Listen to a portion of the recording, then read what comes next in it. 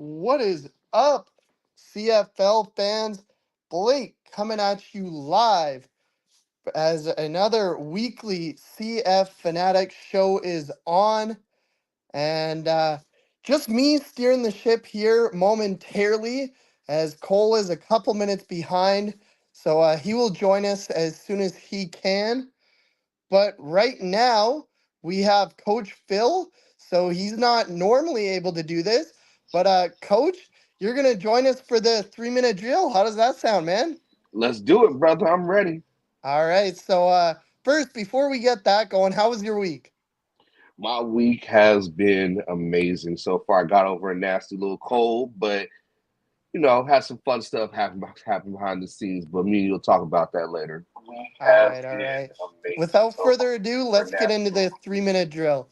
So last week we had the Lions going into Montreal, where they were 10-1 going into that game, and I will say that personally I don't think the Lions even played their best game. I think they should have won by more than they did. Yet the Lions were still winners by a total of 37-23. That was the only game that we had on Friday night. And then we had the somewhat triple header on Saturday. You had the Ottawa Toronto game where it didn't seem like Mr. Chad Kelly himself knew which team he was playing for. I believe it was six total interceptions, including two pick sixes. The Redblacks won that one by a final score of 41-27, which kind of like the Lions game made the score look a lot closer than it was. It really wasn't that close throughout. I believe it was 31-3 at halftime, and the Red Blacks kind of coasted from there. Coach, I know you're wearing your Riders hoodie. You're not going to want to talk about this one, but unfortunately, the Riders did go into Winnipeg. They had a shot again. They were leading going into the fourth quarter, and just like they've been doing on this win streak, I hate it as much as you do, but the Bombers find another way to get a victory by a count of 26-21. And then the last game of the week, man, oh man, it doesn't seem who's that quarterback for the Calgary Stampeders. Neither one of them is looks capable at the moment, but the Elks easily defeated the Calgary Stampeders by a final score of 37-16 to kick off the week, or to end the week, I should say. And that'll do it for us here in the 3 minute drill. So, Coach, I'll pass it over to you. What were your thoughts on last week? Last week was phenomenal weekend of football. Whether your team won or lost, to have a Saturday with triple header of football, you can't beat that. Even with college football going on here in the States, I was locked in on all three games. I didn't really care for it. I kind of only followed the Ottawa games because it was Ottawa, but I knew they was going to beat the brakes off of Toronto. I mean, come on now. I did like a Darius Pickett. Hey, Shane. What up, Shane? I thought I'd sneak them in before you noticed, but you still noticed anyways. But no, I love what a Darius Pickett had to say post game. Hopefully, we'll talk about that. The Lions game, the Lions hit Montreal where they hurt the most, and that's in between them tackles. William Stanback had a great game. Our shit, we floating up the river with no paddle, no nothing, no rod, no fish, no nothing. We look like sheep shit in shallow water right now. I'm trying to tell you. But other than that, great football weekend. Yeah, no, and since you mentioned it, Coach, we brought Shane in here. Kind of, I tried to sneak him in there, but that didn't work. So, Shane, we just finished the 3 minute drill. What do you think of last week's games? I'm sure you really enjoyed that Ottawa Toronto game, as a lot of CFL fans did. Oh, Last week. there we go.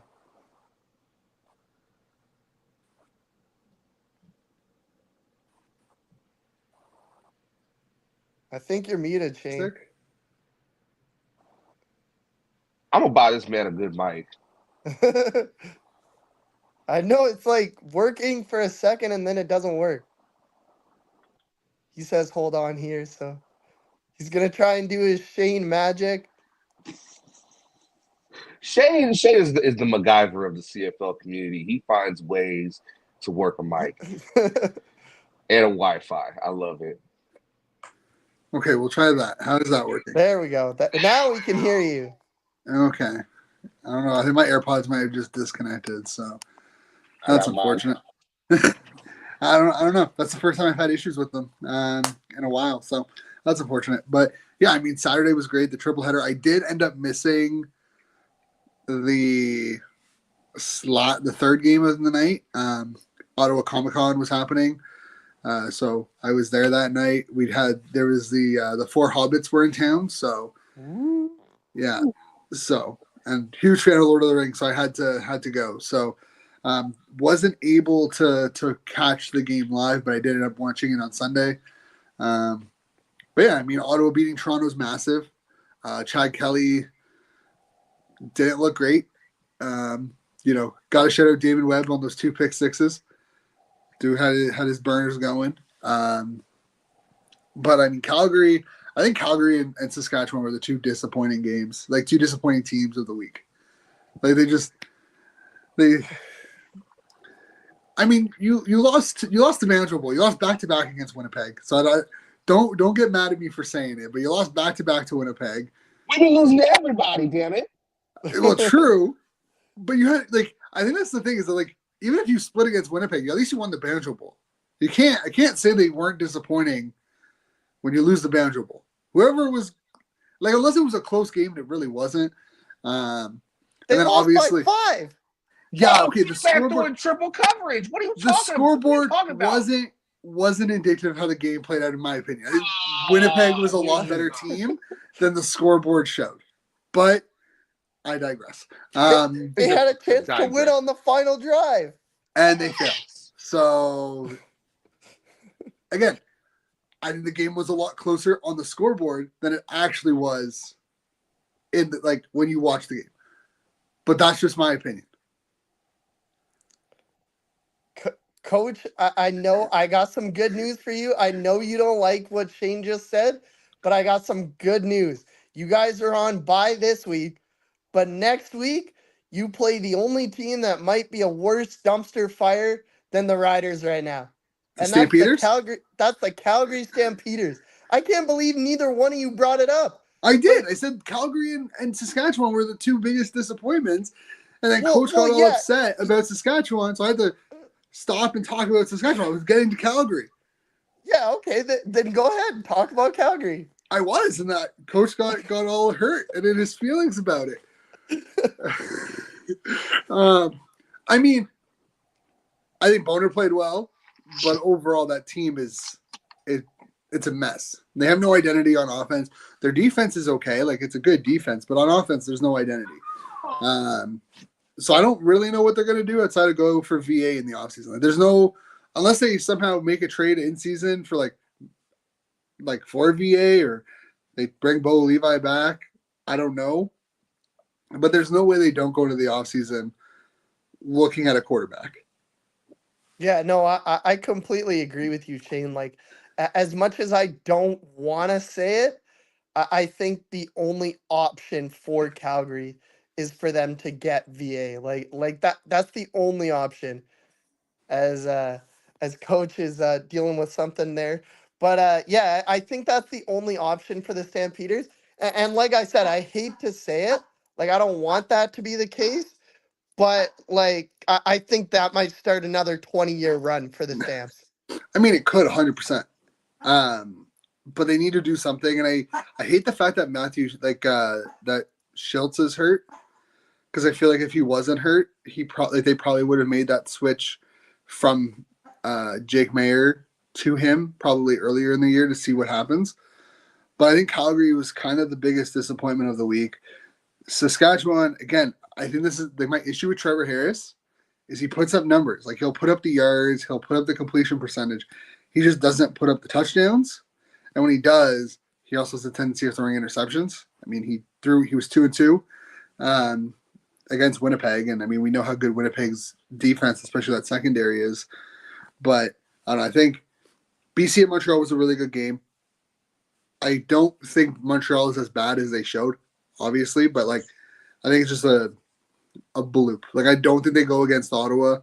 Um,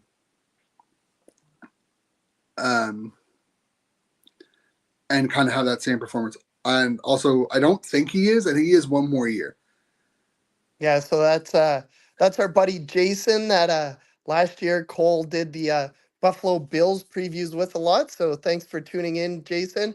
I don't know about that either. That's something that I would have to go and look at. Yeah, I But think I think he has one more year. I can't remember. Um, and I don't think Calgary goes after Alexander. I think they've tried like they replaced Bo Levi with Jake Mayer. I don't know how confident they are going after another inexperienced quarterback. yeah. So that'll pretty much wrap up the 3-minute drill here for us, and we will quickly pivot to news and notes.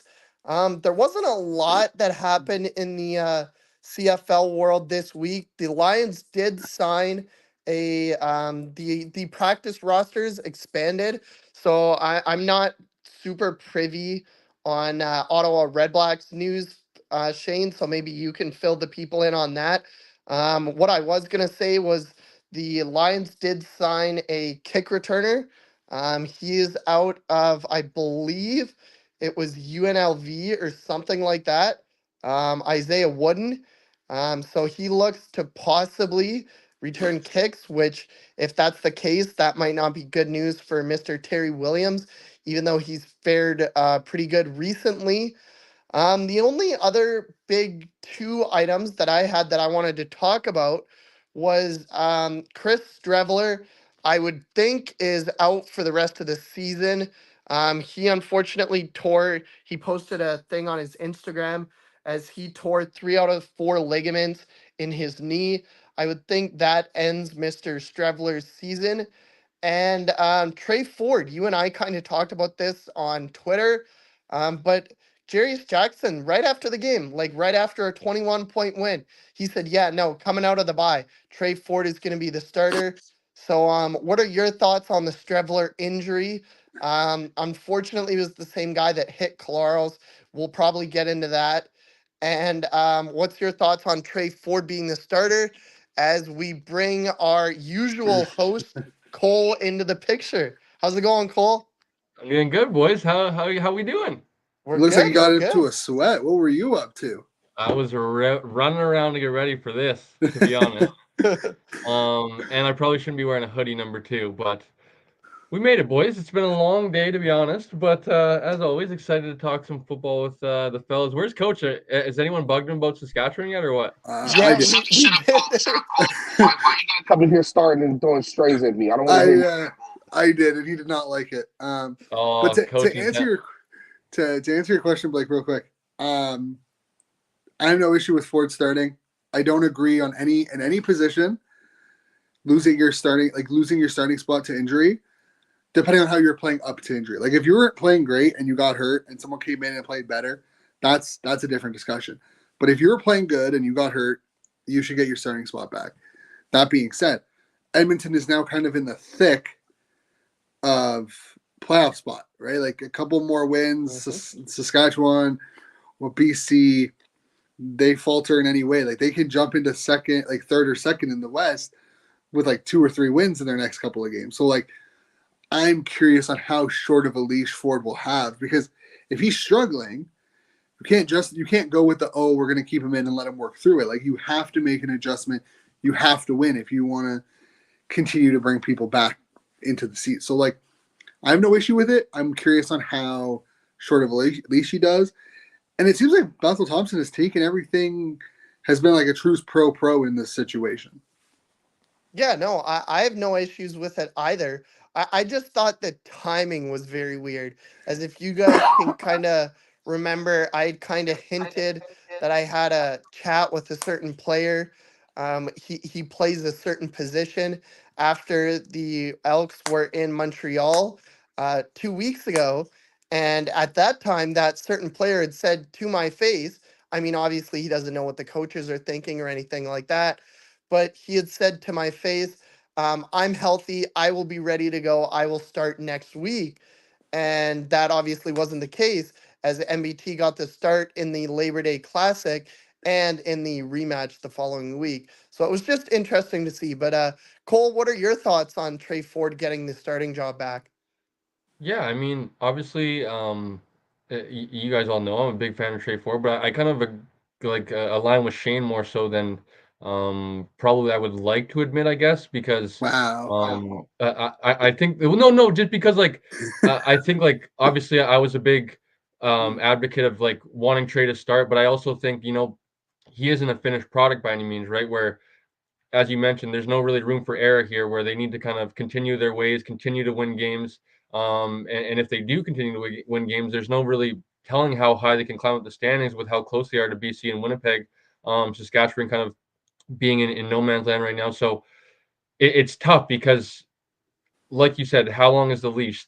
I feel like, things are going to be amplified now even more, right? Where they need to win some of these ball games. And um, MBT's played well the last few weeks. I believe they put up over 30 points the last 2 weeks in victories. I believe they're up to is it 5 of 6 games they won, or maybe 5 of 7 games they won. So um, they've been rolling with or without Trey Ford now. So I know he's only missed 2 games, and I like the decision, but I'm just kind of interested to see because I think I'm kind of expecting some of these like not pretty games where I think a lot of people want results right now. Um I think that's going to be interesting if he can kind of manage not trying to do too much with who he has around him, like try to be a point guard more so than being a little bit more risky with the football. I think he can be a pocket passer, and I'm interested to see if he kind of leans more into that with Edmonton kind of feeling it with some of their weapons. Now Gino getting involved again. I believe he was over 100, had a touchdown there last week. So I like it. I'm just kind of maybe it's more so like the Elks. I feel like the Elks are just gonna elk on themselves and like find a way to just fucking face dive with a little bit of like momentum here. But like if you do kind of like look at it outside of the Elks, they're a good football team. Like they had a good start to the year. They just lost some games that they probably should have won. They should have been on Beatty. the other side of things. So I'm rooting for them. Maybe it's a little PTSD from like who the Elks have been in the last few years, but I'm just expecting them to crash and burn. But I like it personally, and I'm really rooting for the kid, and hopefully, they get into the playoffs. Coach, I know Trey's your boy. What's your thoughts on him getting his starting job back? I'm excited for him to get his starting job back. My only issue that I have is how are you going to utilize him in the offense? Now, when McLeod's in there, you can call certain plays, but with Trey, you got to also call certain plays for him too. And is it going to mess up the chemistry and the flow of the offense? I'm not doubting Trey's ability. I'm not doubting anything McLeod is doing, but this might be a win-win situation for Edmonton. Yeah, no, definitely. So the only other news and notes that I had was, of course, the Strevler injury, and we'll go in reverse order. Coach, what's your thoughts on that? I have my thoughts. I think you're gonna more so agree with me, but of course, you're your own person. So, what are your thoughts on that? Well, I watched it play back a couple times. Bro, how back-to-back weeks you get in trouble for doing some stupid shit? I truly don't understand how back-to-back weeks you knock Kalaros out, you knock Strevler, and you're doing your job. You're doing your job to go get the quarterback. But damn, you messed up his knee like that? Hey, people gonna say it's a dirty play.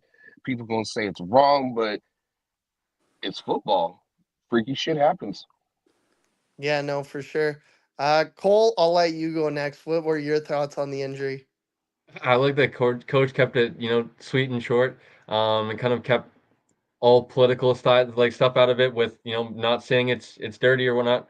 I agree with coach. I think football things happen at a really fast, really fastly, especially in the line of scrimmage, right? Where I believe that was a short yardage situation. D linemen are taught to, fire off the ball nice and low, right? So it's unfortunate the way it happened. I think it's really shitty. I believe he tore like 3 of the 4 ligaments in his knee or something like Yeah. that. So you feel for the guy like Trevor, right? Who's beloved there in Winnipeg. I think even a lot of kind of like CFL fans, I feel like root for him and really like him. So it's super shitty for the individual. But as far as anything other than that, I think just, that those are kind of my thoughts. All right, Shane, you can go next, and I'll go last. I think quite the opposite from Coach and I. We might have different opinions on this, but go ahead, Shane. Yeah, I mean, it's also important to remember he's also the same one that hurt Brown when Saskatchewan played Ottawa. I don't think any of his low hits have been dirty. Like Cole said, defensive linemen are taught, especially interior linemen are taught, go low, get your leverage. You're gonna fall. They haven't really been. I would say if it's Caleros one, which I think is questionable, but the hit on Strevler, he's low. He's trying to get him. It's an unfortunate, it's just an unfortunate football play. I feel bad for Brown because now he has to deal with that kind of reputation now that people are going to place on him, and I don't think he's a dirty player. But yeah, it's just an unfortunate outcome to a standard football play that we see almost on every pass down situation. I mean, my thoughts on this situation is that you mentioned the Drew Brown injury. Of course, this one, the Claros one. With Drew Brown and with this one, he had an offensive lineman almost throwing him.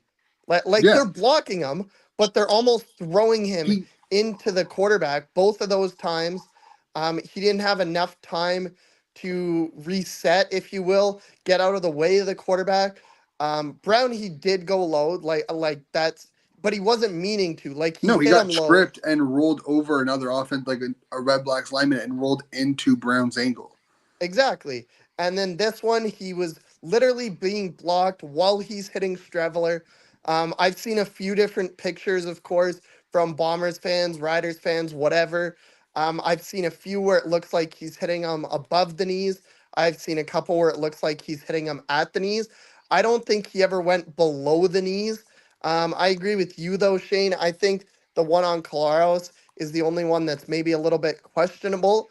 But I will also kind of rebuttal myself and say that what I think he was trying to do was hit Claros the same way he hit Chad Kelly the week before the Labor Day game, which was a completely clean hit.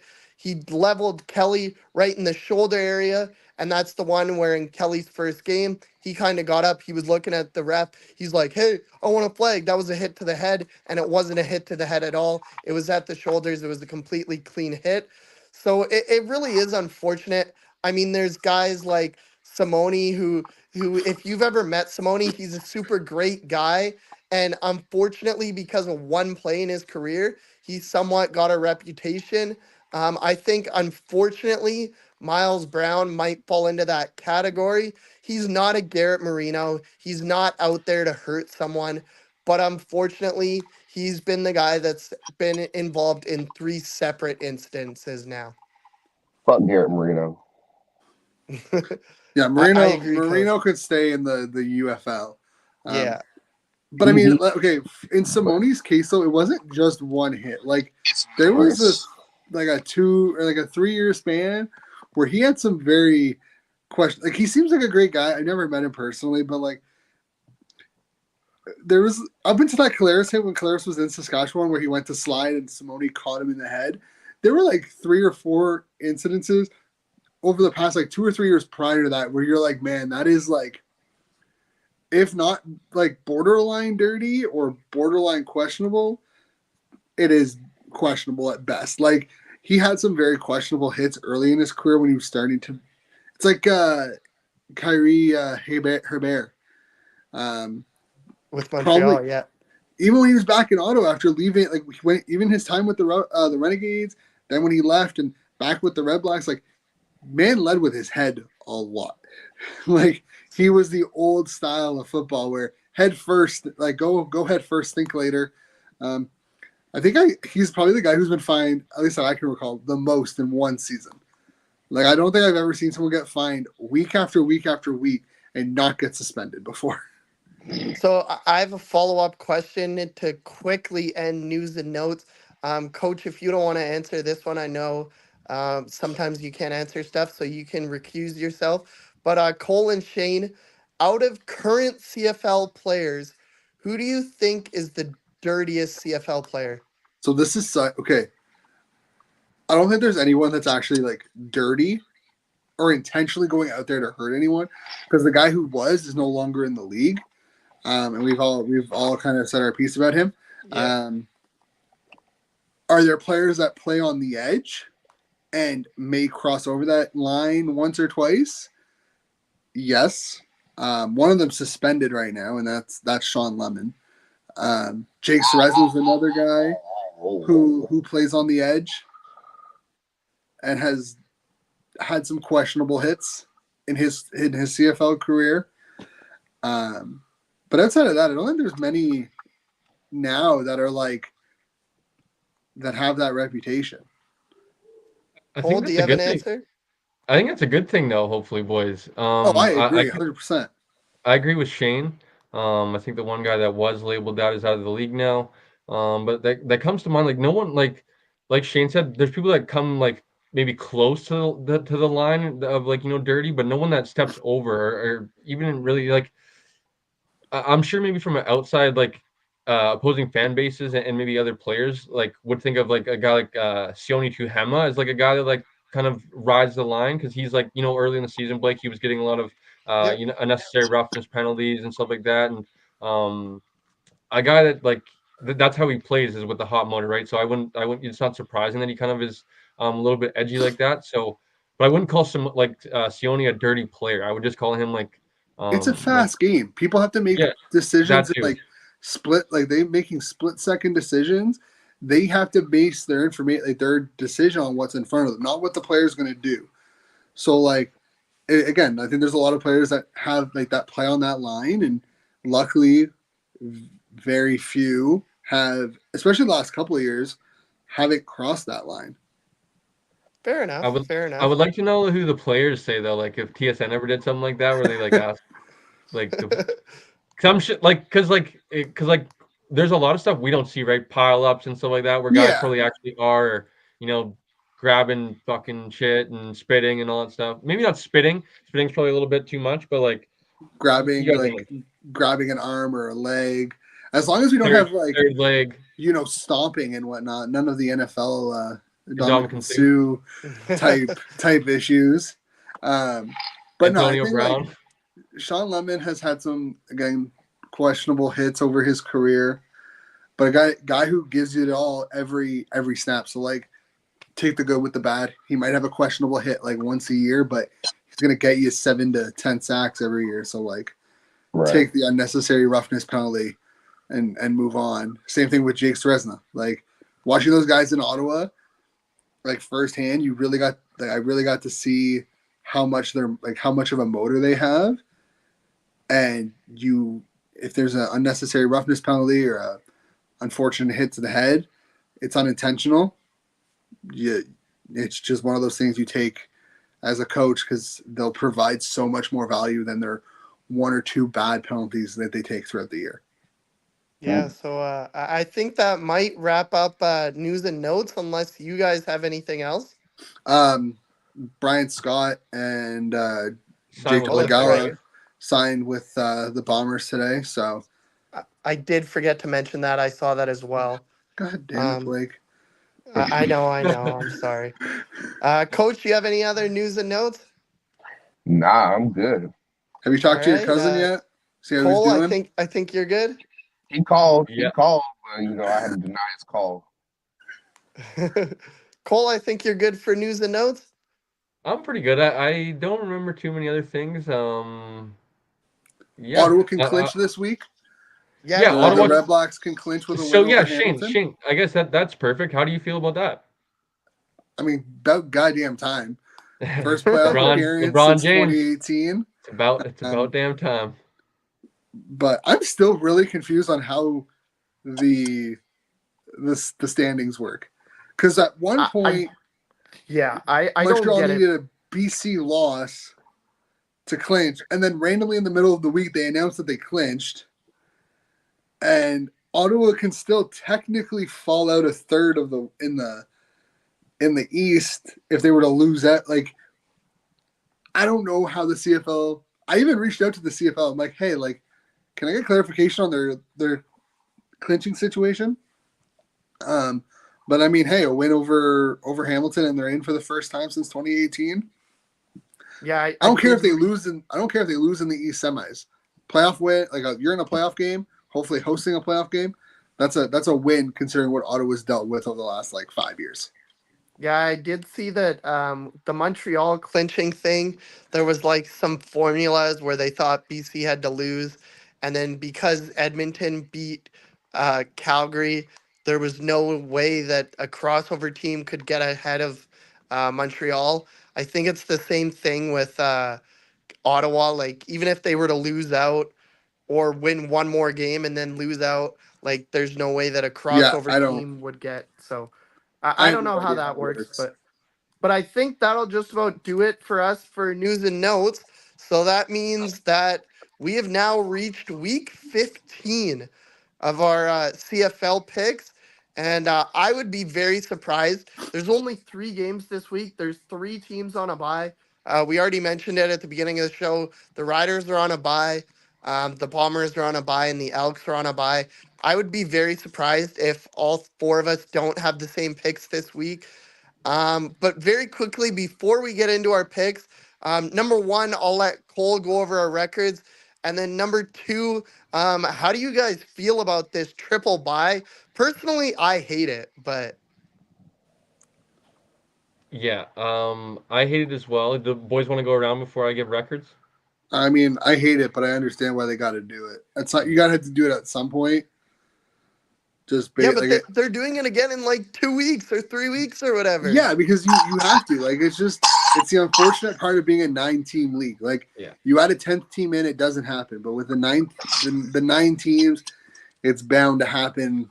And I rather than do it now than at the beginning of the year when there's nothing else going on. Doing the back end of the season, you have NFL, you have NCAA, you have U Sports, you have the NHL starting up, NBA starting up. Like you have other things as a sports fan that like I'd much rather like have only 3 games in the fall than have 3 games in the summer. Coach, what are your thoughts on it quickly? I think players just need to get their rest. I mean, it's better to get rest near the back end and make that last minute push rather than early in the season when shit you should be ready to go. That's how I feel. Fair enough. All right.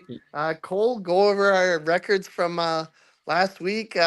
Everyone can see my smile and Shane's as Yeah. well, as I think we were both perfect. Were you perfect too, Cole? I was. Coach was the only one that wasn't because he took obviously his cousin, if I'm not mistaken. Yes, he God took. damn No, I it. No, didn't. no, he didn't. No, He I took didn't. his riders. Excuse me. Yeah, get it right. Um, Get it right. my apologies. It was on the other That's a page. lot It of was on faith the in other Trevor page. Harris. But Coach had his best week, 3-1 on the week. All right, 3-1. So ups and downs. That being said, Blake, Shane, and I were 4-0. So I improved to 33, 22, and 1. I am in second place to Blake, who is 34, 21, and 1. So I remind you, he has 1 win above me. Shane, who is technically in second place, but we will go by win percentage because Shane has a few less. Shane is 28, 23, and 1, and he was 4-0 last week. Coach is 8, 19, and 1, and he was 3-1 last week. Slow wins. We getting it. Coach is So coming though. since I'm quasi hosting this week, I guess that means I get to host the picks. So, Coach, let's send it to you first. On Friday night, I'll be in the building. Cole, I would expect you to be in the building too. Is that correct? No, unfortunately not. No. Ah, come on. So Damn it, no Cole. Cole, but just me. The Argos and their quarterback, the one that wears number 12, blah blah blah, against our number 12, Nathan Rourke. Coach, who you got? Ooh, this is a good one. I'm gonna go with BC on this one. Just BC? You got a reason why, or just the fact that like Chad Kelly and Matt? You know why? I want to see them knock out number 12. Fair enough. Fair I- enough. Nothing else needs to be said, really. Say less. Shane, who you got and why? I'm going BC, and I just want Toronto to lose out. They deserve nothing good right now.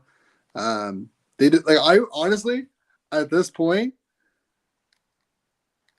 the East doesn't deserve more than 2 playoff teams. Bring on the crossover.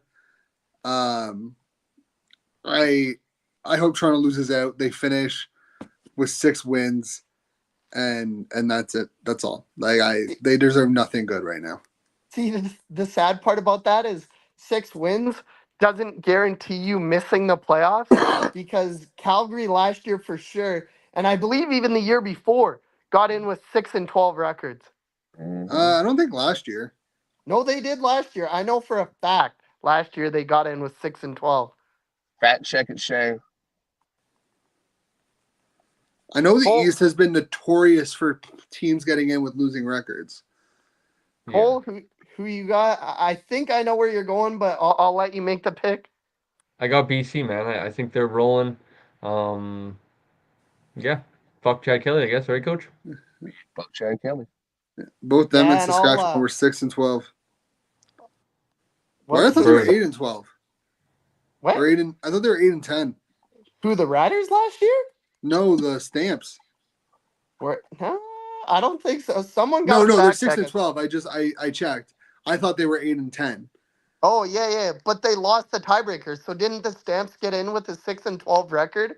Yeah, so the Rough Riders and the Stamps both ended at 6-12. I knew the Rough Riders went 6-12. I thought the Stamps ended 8-10. No, Um, but yeah, no, I'll make it a clean sweep.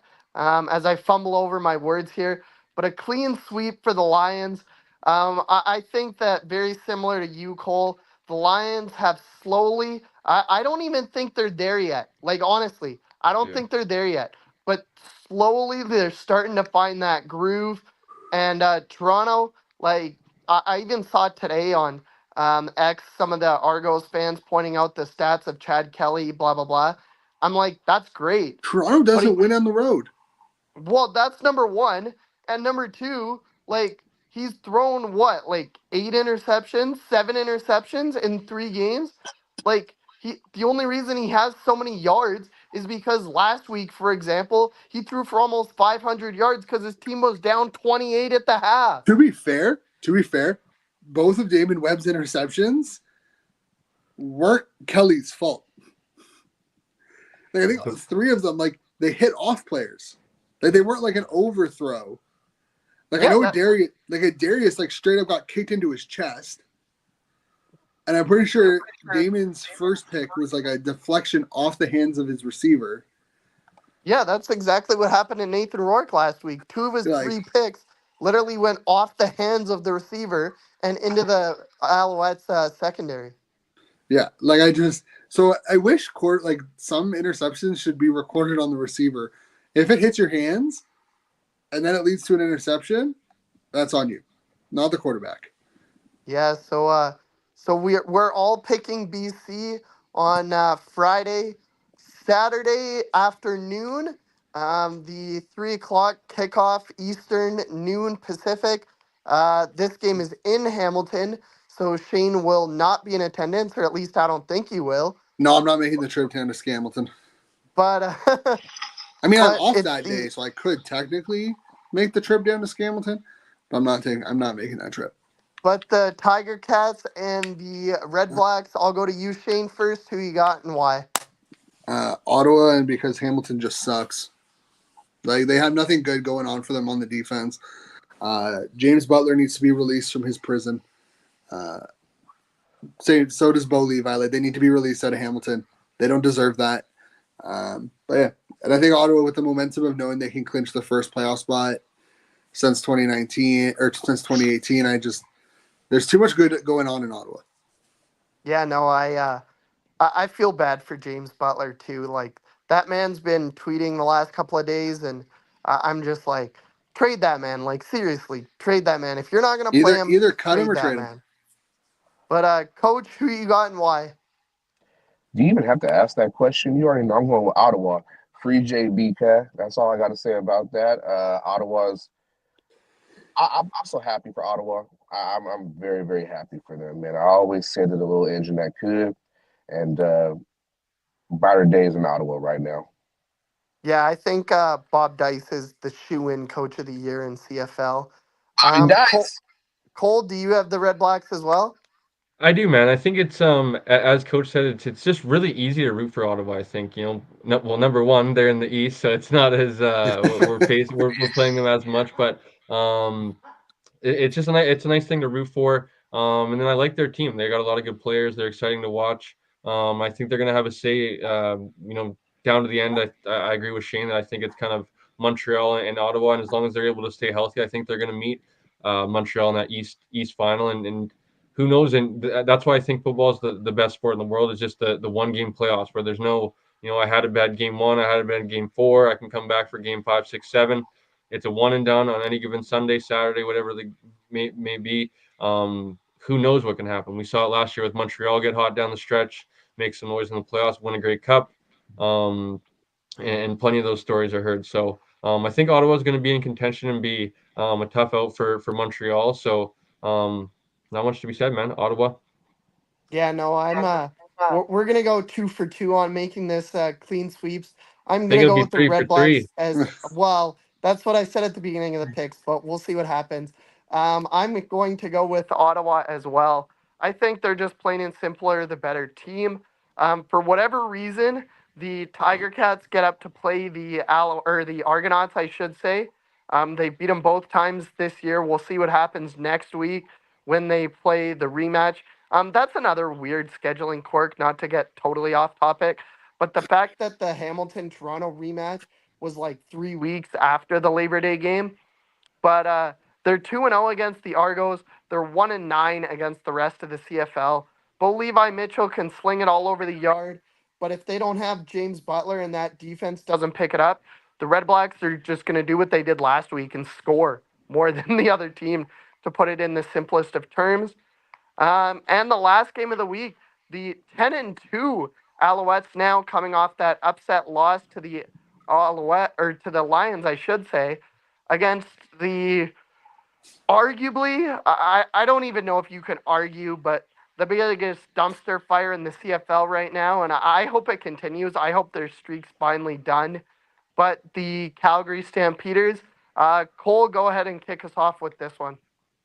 I'm glad ABC is done. Anybody but Calgary, they can miss the playoffs. I got Montreal, obviously.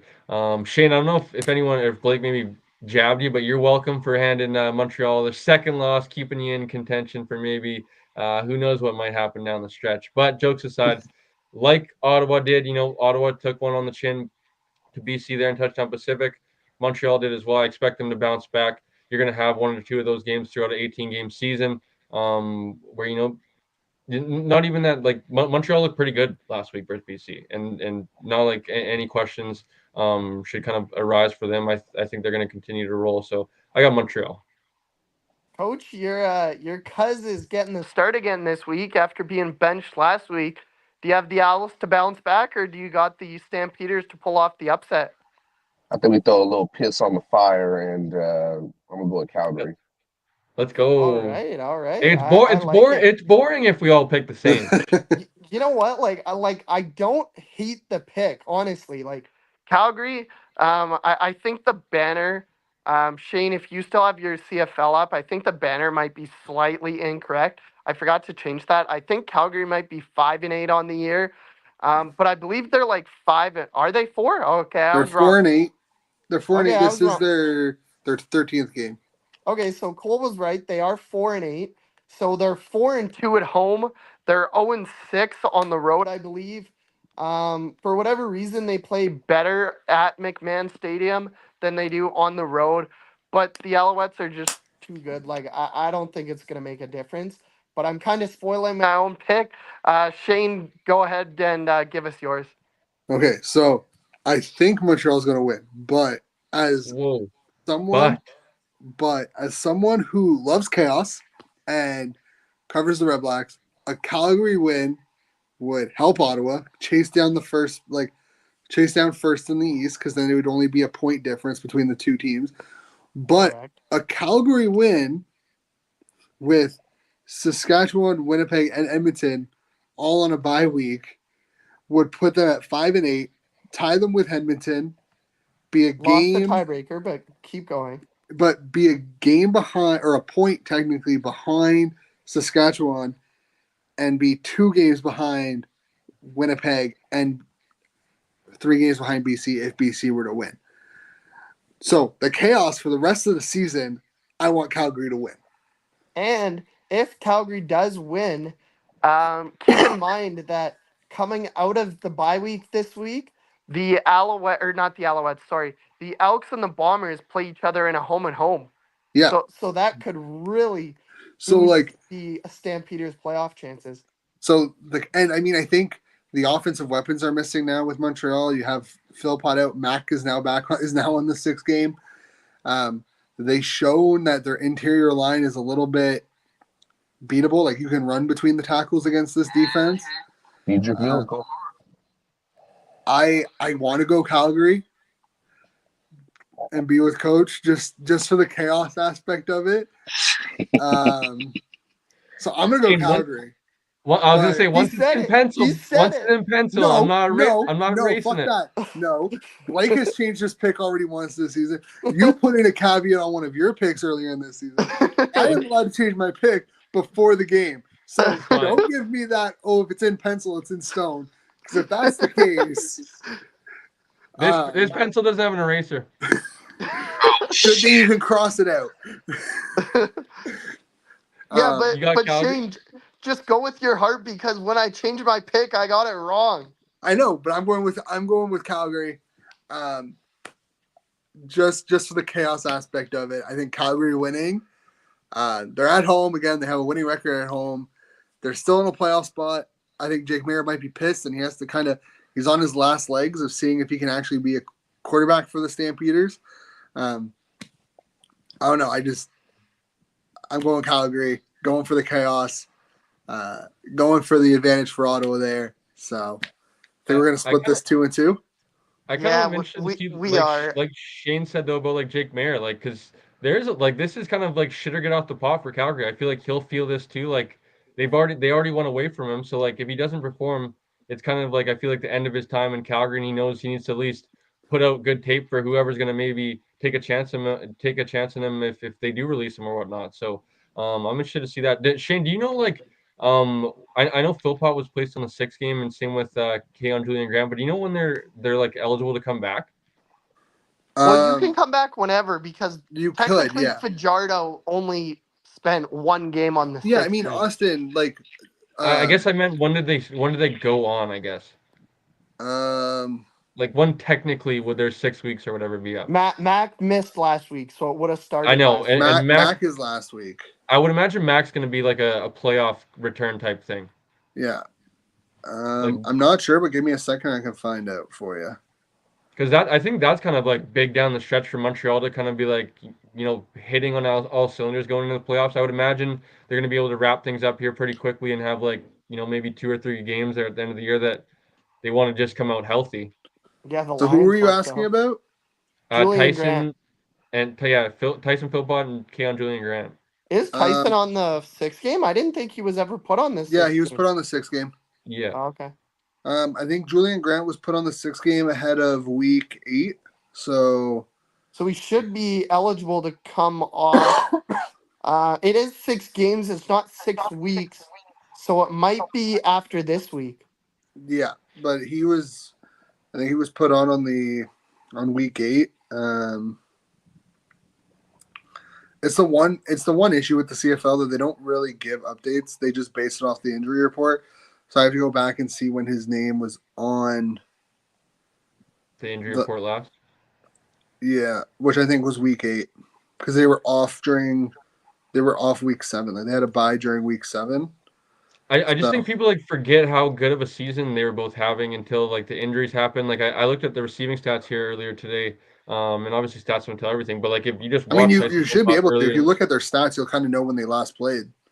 Yeah, so like Tyson's still I think like top 7 or something like that in receiving yards.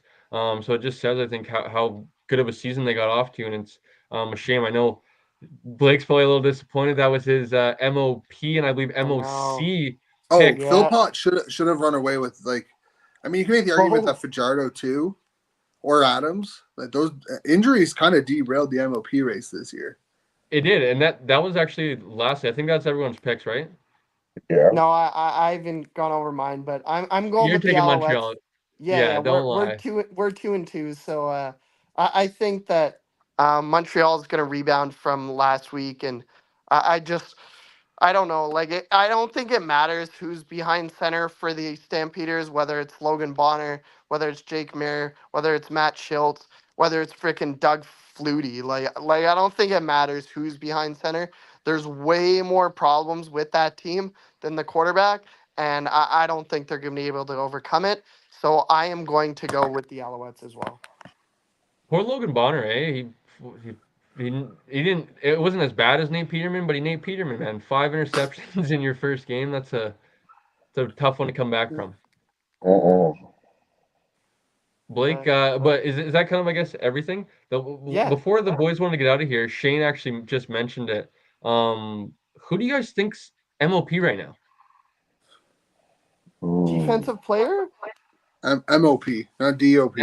I know, but I'm saying Milligan should 100% be a front runner with how he's played defensively, and Beverett. Like those two guys, I think should be your front runners, right, at this point.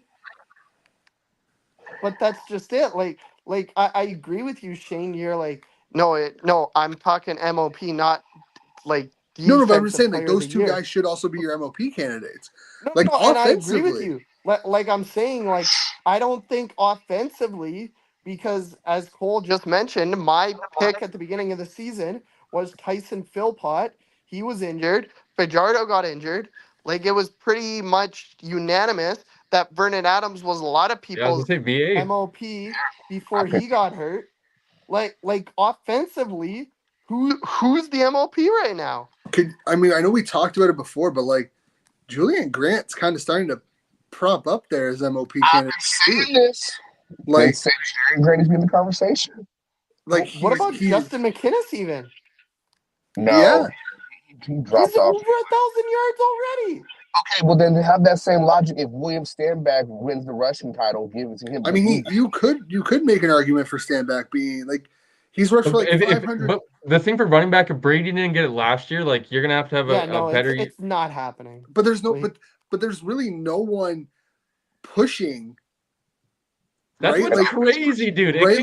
Realistically, Stanback's rushed for 500 and some yards over his last 4 games or 3 games. Hey, look. Here's the thing. Offense puts asses in seats, but defense always wins championships. That's always been the saying, right? Yep. Defense, it's not pretty, but I would love to see it would make my little black heart so happy to see. When's the last time it happened?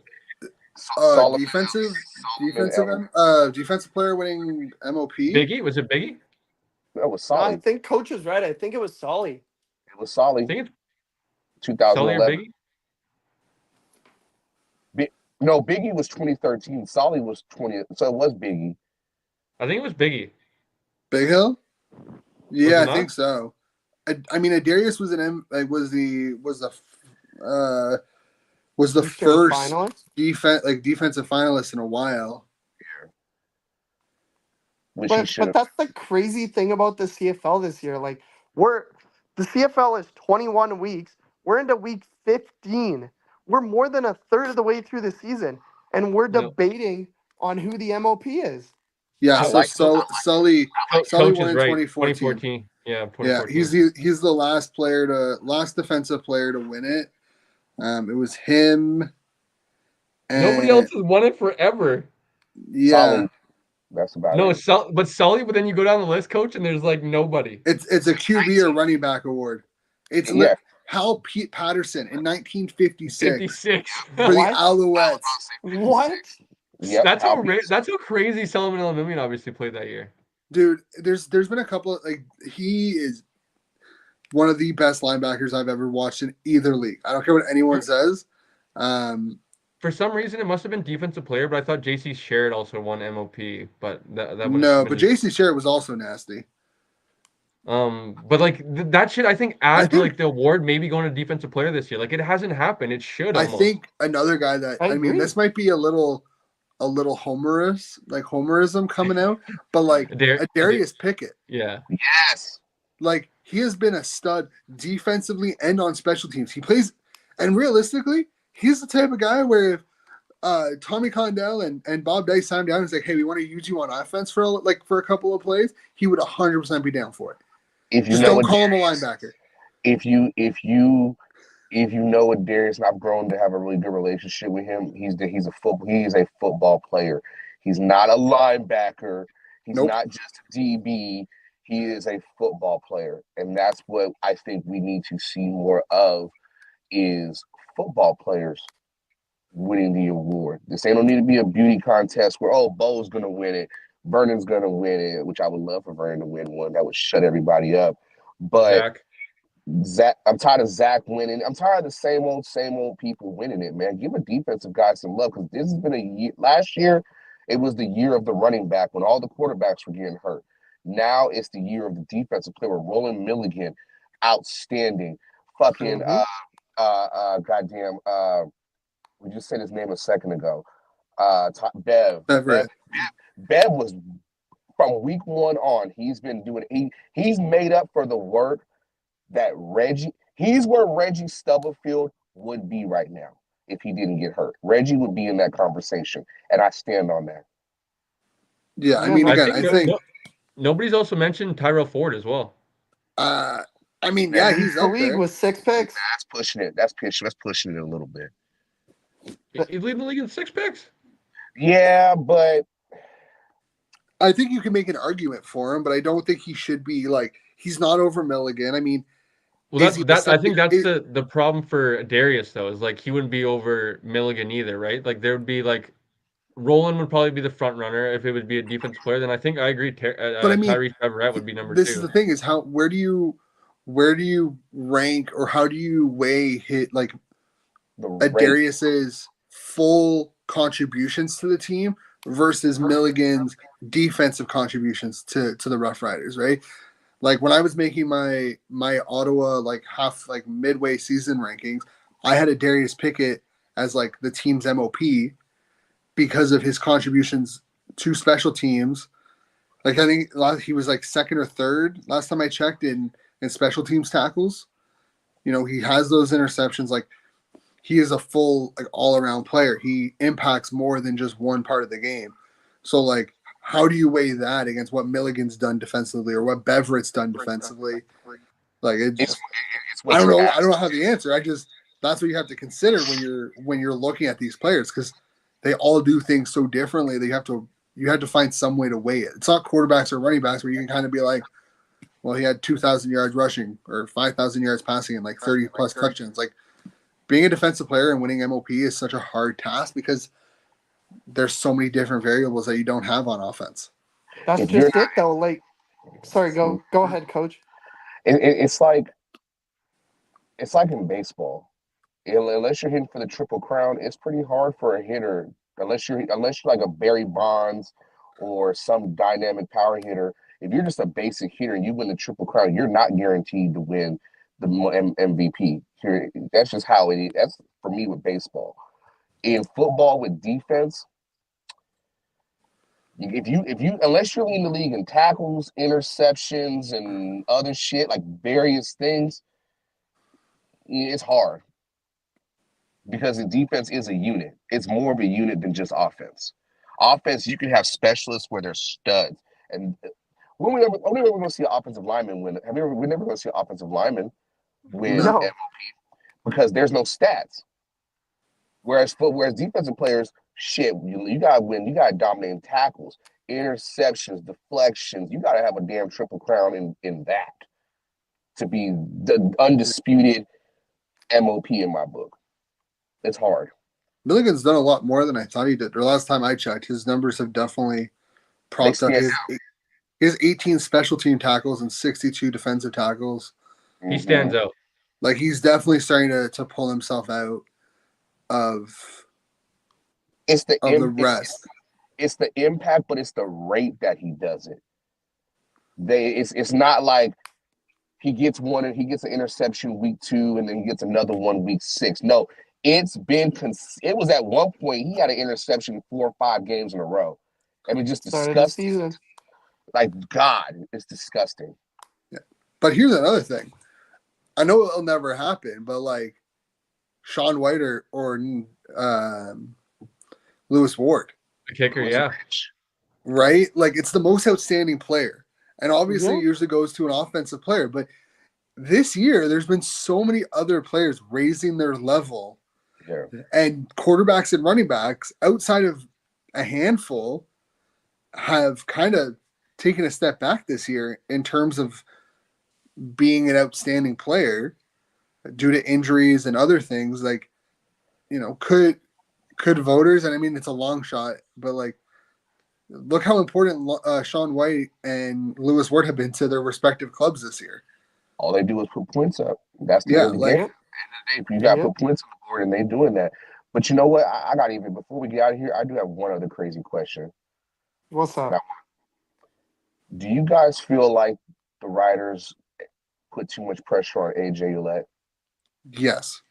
There you go. That's all I wanted to hear. That's been bugging me. And even when we did sign him, I knew it was going to happen. And I don't know. They built him up. Yeah. Here's the thing. Pressure to the point where, like, they tried to rush him back from injury. Is that what you're asking, Coach? I think. No, like they tried to sell him like he was going to be like the savior of the franchise.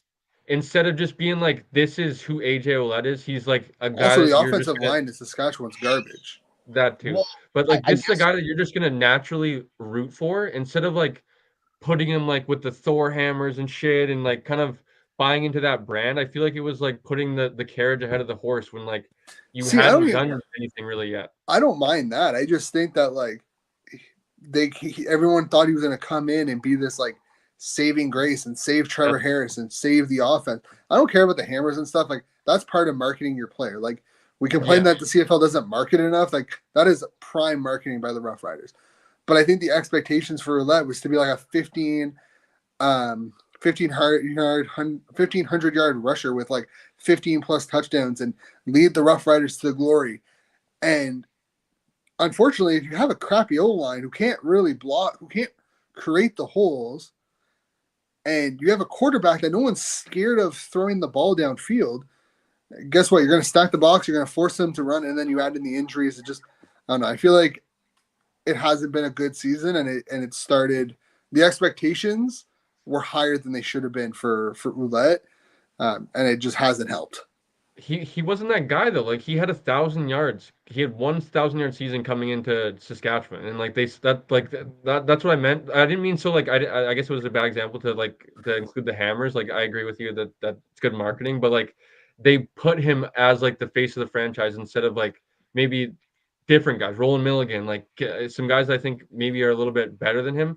And like I think he had like 400 or 500-yard seasons before that with Toronto and stuff like that, and he was kind of just put onto the face because Andrew Harris was mentoring him a little bit, and he won a Grey Cup with the Argos. So, like I think it was a little bit unfair expectations for him, and definitely put too much pressure on him, in my opinion. Anyways, I think our defense should be the face of the franchise.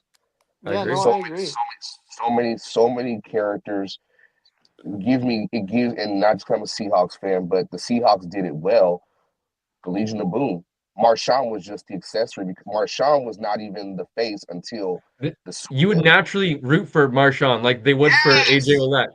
It would just come natural. You don't have to build him up. The problem with the CFL is that like you look at all the great teams, every single, even like the Calgarys, the Winnipegs, BC, like all the great teams, all the Grey Cup winning teams, they all have one thing in common, and that's elite defenses with great personalities. Thank you. And I know offense puts butts in seats, scoring puts butts in seats, but like Coach said, Legion of Boom, the Steel Curtain, like the NFL has realized that like defenses can also put butts in seats if they're marketed properly. The Chiefs last year, man. Yeah. The Chiefs defense last year, almost like for majority of the regular season and a good chunk of the playoffs, were the face of the Chiefs. They struggled the majority of the regular season, and I think it's kind of the NFL is kind of making a comeback for defenses as well. So I agree with you guys. You can't market Josh Allen. You know what I'm saying? But that's just my 2 cents. Okay, coach. Say it with your chest next time. Huh? I said say it with your chest next time. Yo, go Justin Fields. Josh Allen is overrated. Yeah, okay. Well, Who's your team, that, coach? 42 Seattle. He said Seattle. We won. I know, but 42 straight games, Josh Allen has not lost by more than 6 points. He came to Kansas City. That's a stat that I saw today. Justin Fields is a future Hall of Famer with Tomlin. Can't. Huh? He can't throw. I heard Mike Tomlin. Hold on a second. Hold on. Whoa. I'm not the one that overthrew Stephon Diggs. I'm not the one that overthrew in the playoffs. Last year? Coach, do not get me to pull up. I'm gonna send a drop in the group chat, and you guys tell me if this was a drop that he overthrew Stephon Diggs. But we talk about defenses. Look at JT Watt in Pittsburgh with Highsmith and Fitzpatrick. Like that defense has been the face of Pittsburgh for the last 5 years. Yeah, like TJ, but that's culture. But that's culture. How many offenses have actually won a Super Bowl that we talk about? Kansas City. No. The one against Philadelphia, the defense won that shit for them. If you look at everything into totality, they had the number 1 defense. Yeah. If we're talking CFL. Look at last season. Montreal. How many Super Bowls would Tom Brady have without his defense? That's the first 3, and maybe that fourth one definitely. Like he wouldn't have it without without Vinatieri, that's for sure. Come on now, Vinatieri, Lewis Ward, same person to me. Like, I don't know. I agree. Defense wins championships. That's kind of the motto of every game, right? Once you get playoffs, or you don't have a shitty OC who forgets to run the ball when that's been your identity all year. No, we know. But, not everyone can choke like the Ravens can. But we're chokers. Coach, before we get you and Shane out of here, I know you wanted to talk about it very quickly. The Adarius Pickett rant after the game against the Argos. That was amazing. That went through his fucking hands. Exactly.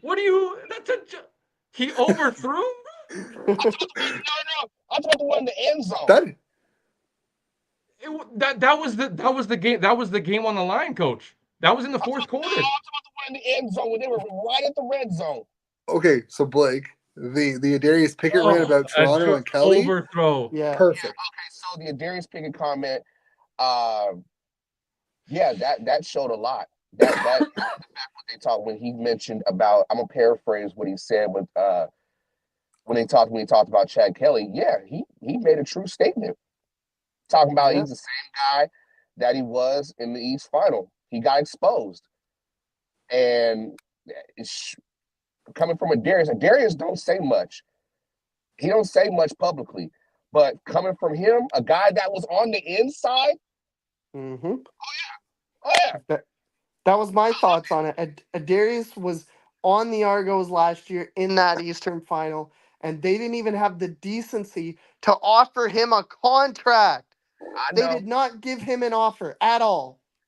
I know. He said Dinwiddie didn't even reach out to him either. Exactly. No. That's my point. There's a lot of guys. Funny thing is, there's a lot of guys that I interviewed for Deep in the Game. They didn't get calls. Jackson Jeffcoat didn't get a call. And that was led to him retiring. The Jackson Jeffcoat one is more surprising than Adarius. Yeah. That Adarius didn't get a call. I'm still kind of miffed about the Stephen Dunbar situation because that was, to me, that was more Chris Jones than G-Roy.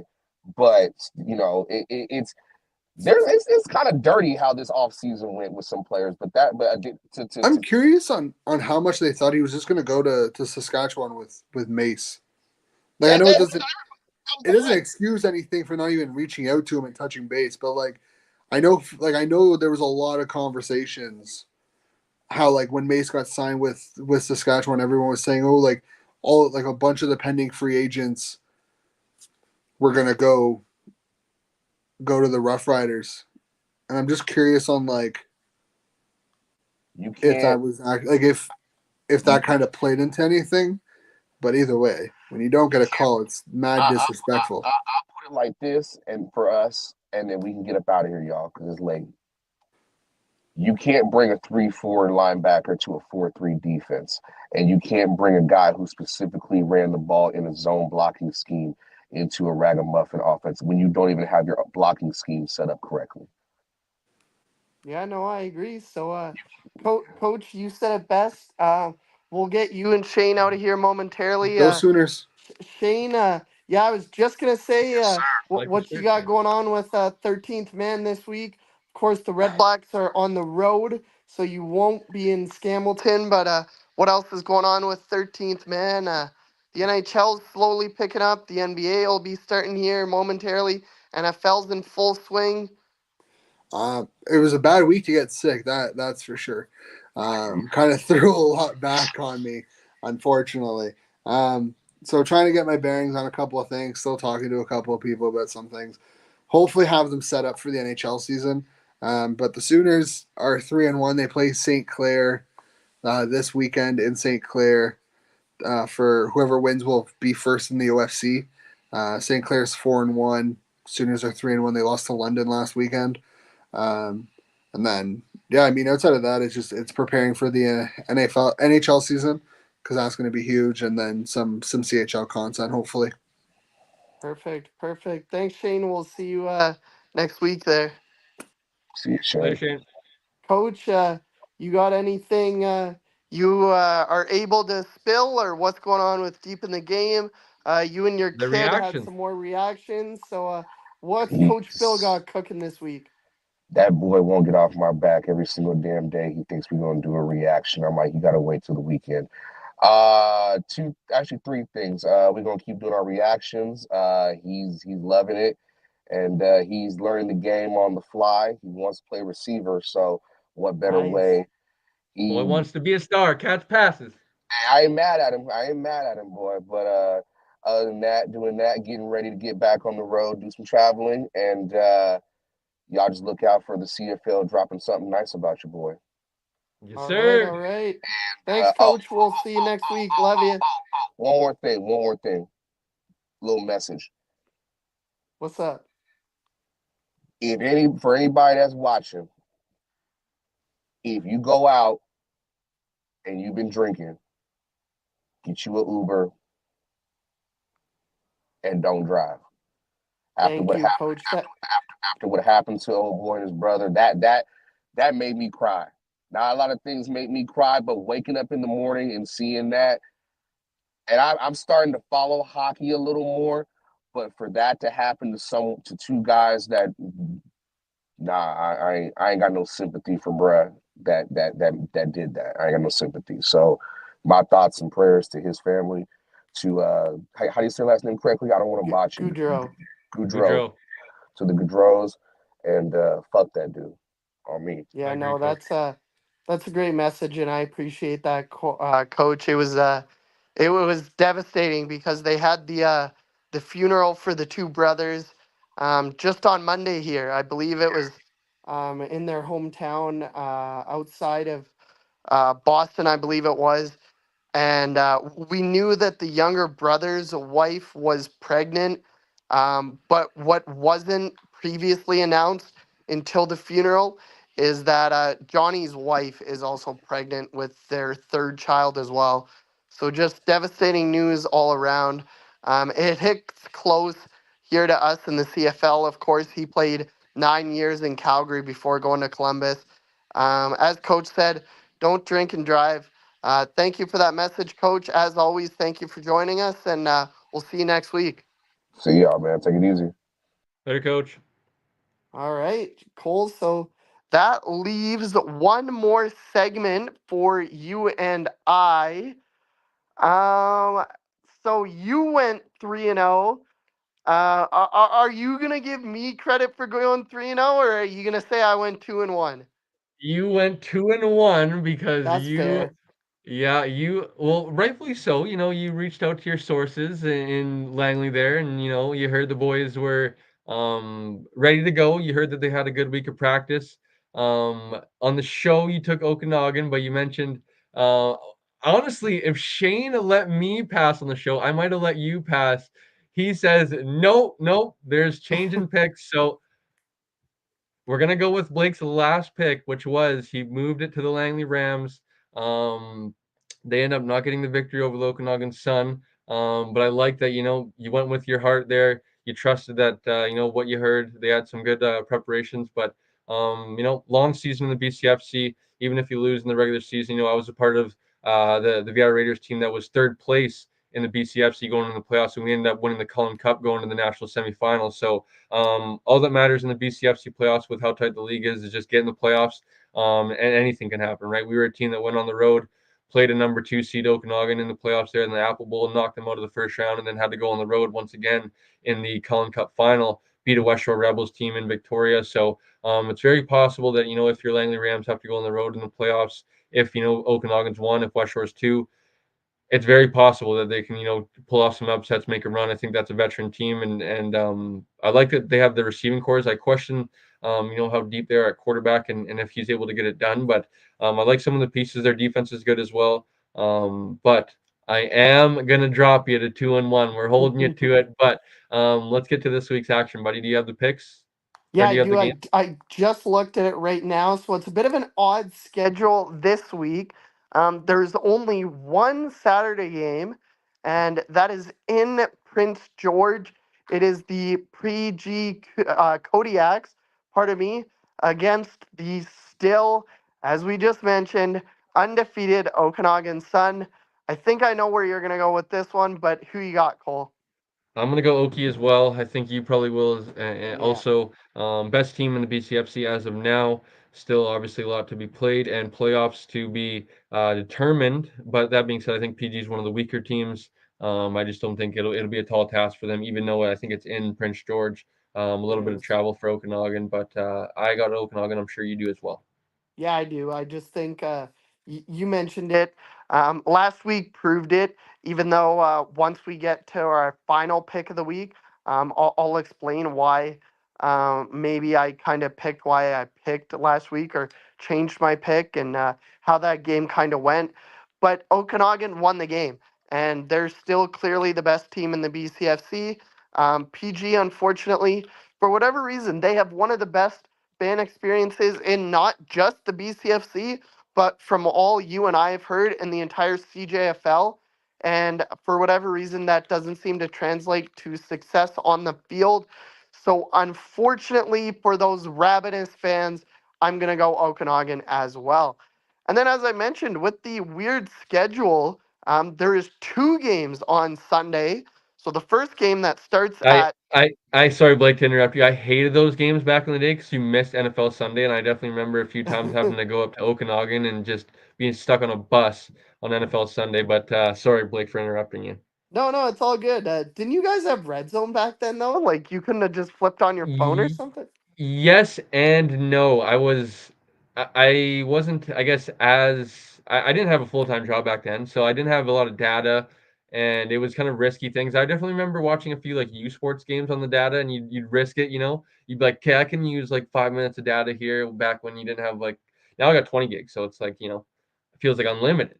But no, those are back before the days I would say that I had like a lot of data, so I could stream like that. Fair enough, fair enough. So the first game on Sunday, the Rams' hated rivals, the Valley Huskers, are hosting the Kamloops Broncos. That chase for fourth slowly starting to dissipate. Your heart's gonna want to tell you to pick one way. Your head might tell you to pick another. But who you got and why, Cole? So, as you mentioned, my heart would be telling me to pick Kamloops. Why do I say that? Now, I say the VI Raiders still have a chance, a outside chance, it may be, at the fourth seed in the BCFC playoffs. Now, the VI Raiders have one victory on the season. I believe the Valley Huskers have three, if I'm not mistaken. Correct. Kamloops has one, if I'm not mistaken. Uh, Correct. and Kamloops, I believe, I think they have some matchups with Prince George upcoming. The Raiders play Kamloops out of their bye week. They play West Shore and then they play Valley. Now the Raiders can steal Kamloops, not steal Kamloops. They can win Kamloops, which they should, and then steal the game against Valley would be a great one to get them to 3 wins. But if they could steal the West Shore one as well, which is obviously looks like a tall task with the last 2 outcomes versus West Shore. That being said, they have not been without their starting quarterback, Sadler Smith, best quarterback in the league. I'd argue best player in the league, in the conference, excuse me, this season. He should be returning. I was told a little bit of false news, I guess, if that's what you want to call it, that going into this game, I expected him to play. He was ultimately a game time decision and wasn't able to go. I think that was probably a smarter decision than me being a little bit more questioning it at the start. Having the bye week now, getting him healthier for 1 extra week, having this 3-week pivotal stretch here for them to hopefully take care of business. If Valley is able to lose this one, it keeps them at 3 wins. It keeps them, in the scope of the VR Raiders. Now, if Kamloops does win, I believe they play PG a couple more times, which could be dangerous for them to get to 4 wins, I think, which would be a little bit troublesome for the Raiders as well. So I'm ultimately going to go long-winded way to say I'm going to go with Valley with my brain. I think they're the better team. Ultimately, I think it's just my heart telling me to pick Kamloops. So I'm going to go with Valley to get the win. What do you got, Blake? Yeah, I got Valley as well. I think, unfortunately, I know you're not going to want to hear this.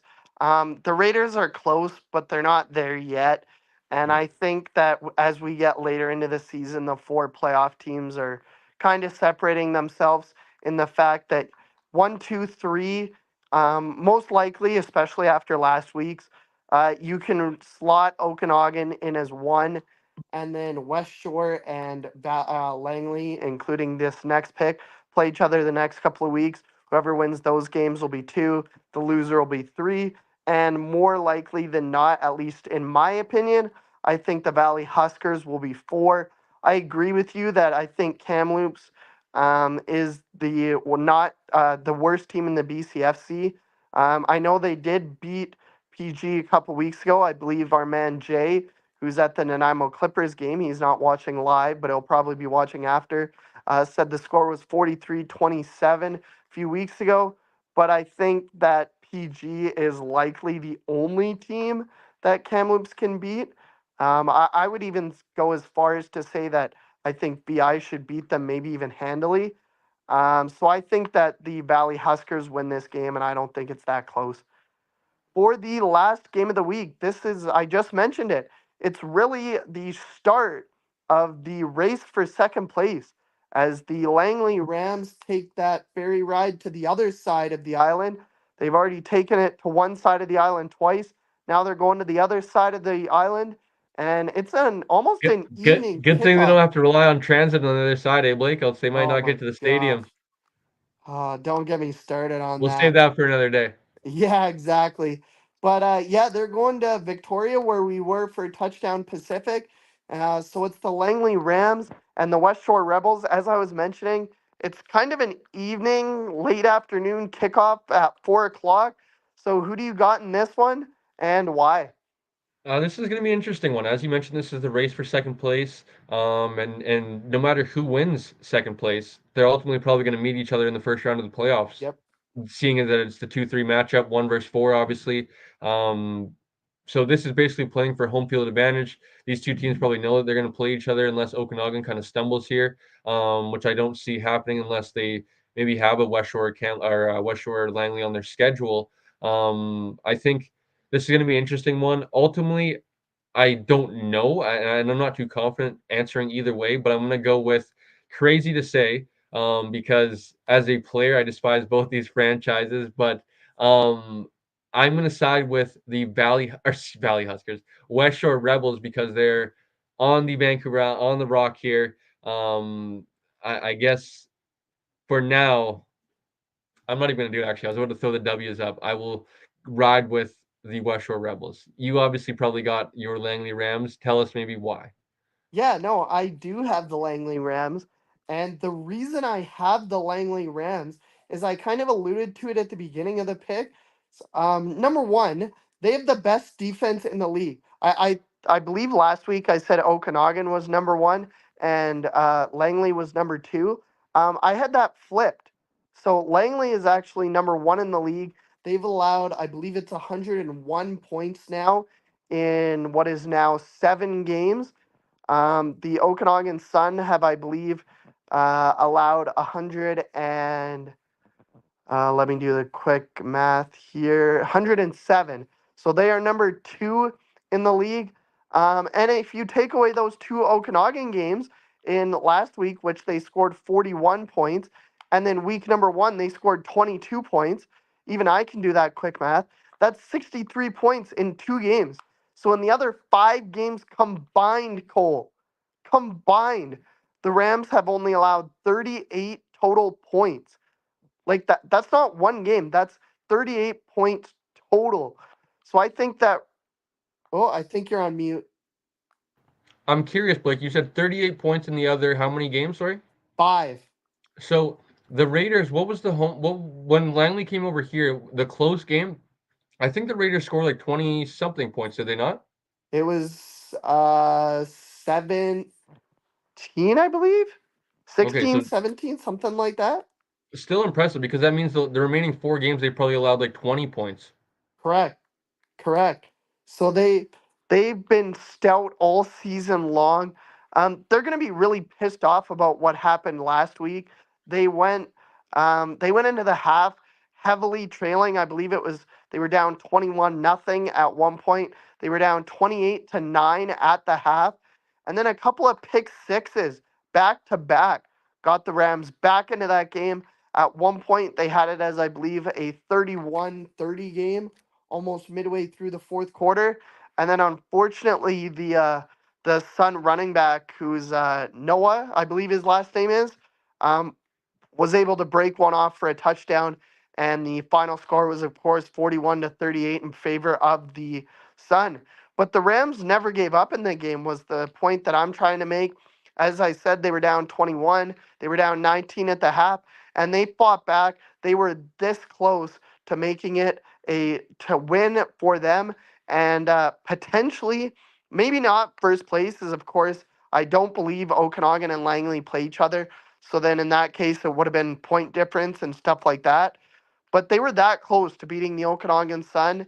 And other than that first home game against the Valley or against the Raiders, the first home game for the Raiders, the Rams have been the only team to challenge the Sun, really. I don't believe they've played the Rebels twice so far. They might have not even played them yet. So that could determine some stuff later on in the season. But I think, as I mentioned, that defense is just so good. And you mentioned the quarterback, Paulina Hooper. He's been getting better and better every week. He's right up there with the tops in the CJFL. And I know the BCFC is, of course, played less game or more games, I should say, than the Prairie Conference and the LFC. But he's also played less games. I don't think he became the starter until like game 3, game 4, something like that. I think in the first game and the second game for sure, he split with the other guys. So he's only been the full time starter for maybe over a month. He's got his number one target in Terrell Jones back. They also have Gob Dang from the University of Calgary, who's slowly making his way back into the lineup. So I think all of that. And truthfully, I think the Rams are the second best team in the BCFC. And after what happened last week to the Sun, they're going to want to prove that and take back second place from the West Shore Rebels. So I'm going to go with my heart on this one, and I'm going to go with the Rams. Well said, Blake. Can hard to argue with a lot of your points, and I wouldn't be surprised if Langley was able to pull this one off. I think they're a good ball club as well, but I'm gonna, I guess, side with the Rebels this week, which is an interesting one for me to say. It's tough uttering those words out of my mouth, but I think that'll probably do it, buddy. Actually, I remembered. We have some news, people. Blake, on behalf, I guess, of everybody at CF Fanatics, Blake, Shane, whoever, everybody else that contributes. Blake, this is actually breaking news to yourself as well. It Actually, I kind is. of left you in the dark here. Why I was late, people, to give you guys a little peek behind the curtain. I was on the phone with a partner of ours starting now. We officially have a sponsor of the podcast, a partnership here with Area 51 Sports. It is Nice. a sporting equipment company out of, I believe, Ontario, if I'm not mistaken.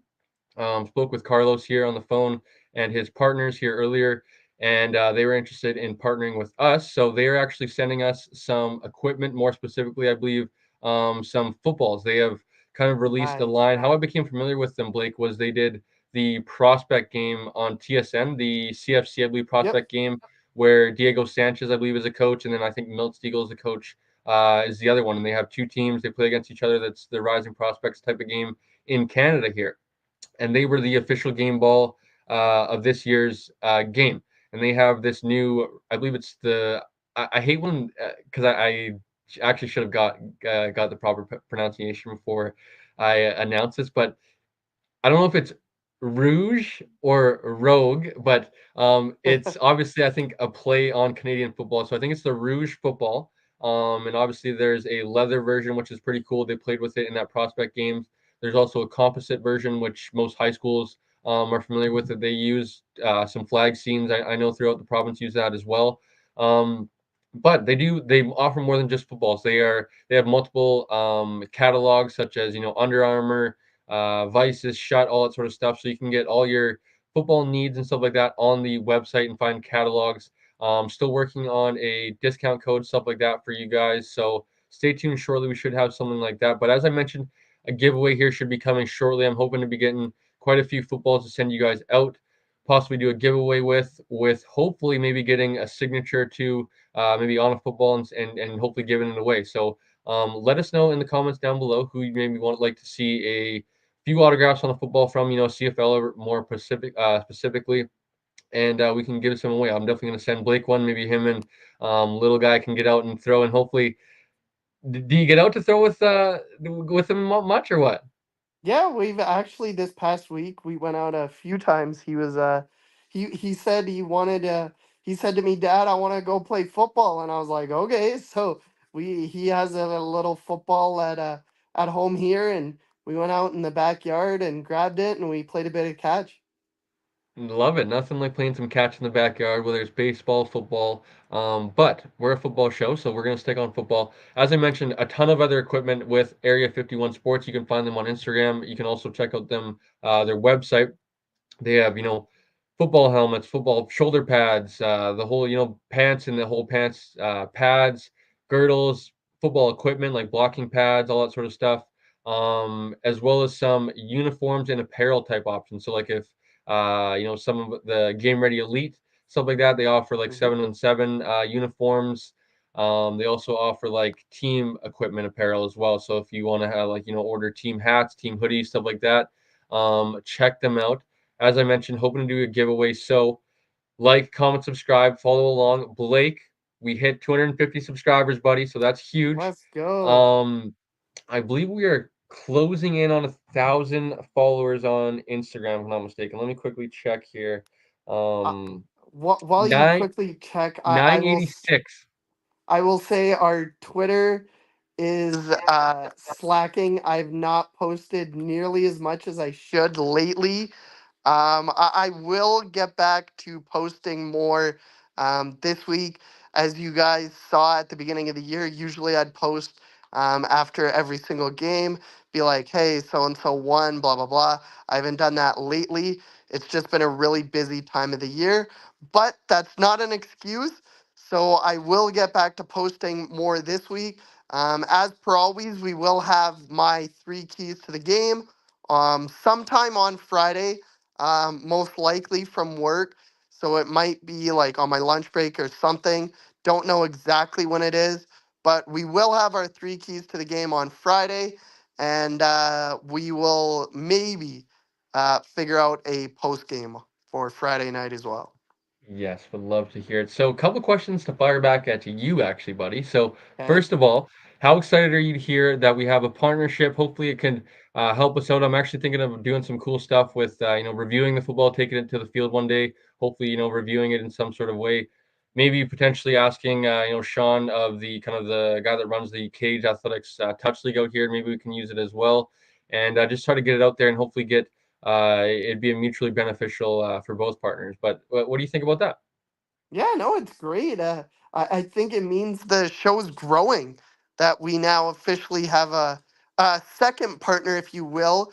Of Yeah, course, we had that little partner, or not little, but we had that partnership, of course, with Bet99 as well.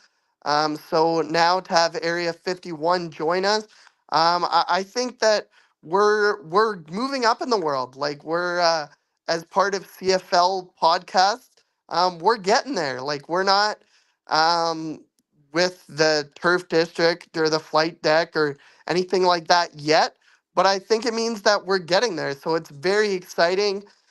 We also haven't been at it nearly as long as some of those other shows. Like some of those other shows have been like 9, 10 years now. And you and we haven't even reached a year and a half yet. So yeah. to be less than 18 months and to already have multiple partnerships, I tip my cap, figuratively, of course, but to you, you kind of steer the ship. And I like to joke that, especially on Wednesdays, I just kind of show up. But I think you will maybe dispute that a little bit. But yeah, to coach, to Shane, Bobby, Jay, Jason, he was in the comment section here earlier today. I was talking to him on his show yesterday. To anyone who's supported us, like for example, I just mentioned the flight deck. So Cliffy D, Tim Capper, our friends over at the Elks Herd, our other friends over at the Turf District, anyone like that, thank you for your support. And news like this just makes Cole and I want to work even harder to provide even better content for you guys. Yeah, well said, buddy. And I'm glad that you mentioned, everybody that supports us. I think, we couldn't do it without them, right? And having them follow along, obviously Jay and people that are in the chat more often than not. But it's been a lot of fun, and as you mentioned, it's only the beginning. About a year and a half now of us doing it, and I think you can kind of even last year was put together so scrambly and on the fly. Obviously, with me and Noah starting kind of the blue and orange hour, and then that molding into what me and you did was kind of like our first steps of like doing this stuff, right? So I feel like this is kind of our first year more so than anything, and it's super cool Hmm. of what we've been able to accomplish. Hopefully, starting the process right now, maybe Blake and I can be credentialed at Grey Cup this year. I think that would be a dream come true for both of us to have a little bit more Absolutely. access and um, you know be able to say that we covered a Grey Cup and in our home province and in his home city. I think would be super cool and just like Blake said, super grateful and I think it shows hopefully how we're improving along the way. I'm sure it's been to go back and watch our first show to where we are now. I think would be pretty funny. But last question for you, Blake, as always, usually try to get out of here and running a little bit later than normal. But how was it steering the ship, buddy? I was about 15 or so minutes late. It was your first time doing the little intro and 3 minute drill. I wasn't able to catch all of it, but I was able to kind of slowly listen into the back end of what you guys were getting into there. I think in news and notes, maybe 3 minute drill. But how was it? I see a big smile on your face. Yeah, no, it was fun. The intro though, I didn't realize that it was in like kind of a different area than all the other banners. So I completely flubbed the intro. Like it just didn't play. Like I hit go live and then all of a sudden we were live and I was like, oh shoot, like I gotta talk now. But other than that, yeah, no, it was fun. I got to say that I was kind of host for the week. Well, you obviously, as you just shared, you were sealing some stuff and dotting some I's and crossing some T's with our new partnership. But it was definitely fun to be the quote unquote host for a week. Yes, buddy. I trusted you with my life, and especially with this with the our platform network, whatever you want to call it, that we're building here. You know, obviously I started it, but I couldn't do it without you. I'm sure you know that. I hope you know that. And this is something that, as we just mentioned, right? Something that we couldn't do without even Shane and Coach and everybody that helps. Mackenzie, for obviously creating our my second logo here, but our first logo here for CFF, creating our graphics and stuff like that.